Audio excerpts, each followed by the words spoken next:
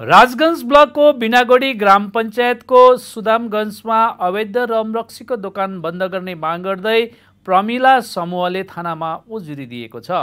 सोमबार आमबाडी आउटपोस्ट थानामा अवैध रमरक्सी दोकानहरू बन्द गर्ने माग गरेका छन्।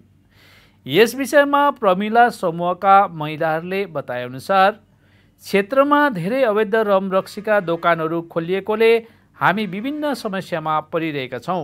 क्षेत्रका पुरुषहरूले त्यहाँबाट रमरक्सी पिएर घर फर्किँदा अशान्ति फैलाइरहेका छन्।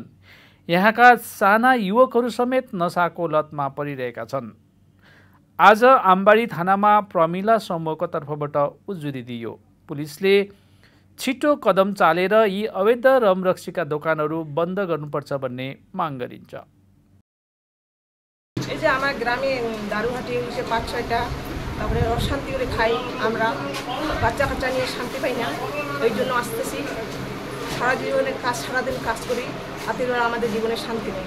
তাহলে আমাদের বাচ্চা কাচ্চা পড়াশোনা করে, পড়াশোনা যদি আমরা এক ফ্যামিলি না, এক গ্রাম, এক বাড়িতে ২ ফ্যামিলি আসি, আমাদের ফ্যামিলি নষ্ট হবে তাহলে আবার অন্য ফ্যামিলির কারণে আমার জন্য নষ্ট হবে।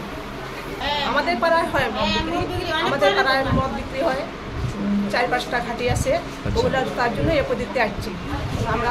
আপনি যদি বন্ধ করতে পারো তাহলে আমি তোমার খুশিতে একদম শান্তি দিতে পারি, এটাই বলতেছি। এই যে আমাদের সুদামগঞ্জে প্রচুর মদ বিক্রি করা হয়, তার জন্য আসা, যাতে মদের দোকানগুলো বন্ধ হয়। এই জন্য মহিলা সম্মতি পক্ষ থেকেও হ্যাঁ গ্রামেরও আসে। গ্রামের নাম হচ্ছে সুদামগঞ্জ। অসুবিধা হয় যে মানে মদ খায় নানা রকম অশান্তি। আর এই যে সামনে দুর্গাপূজা, দুর্গাপূজা তো ওইখানে তো ভালো মতন করে থাকতে দিবে না।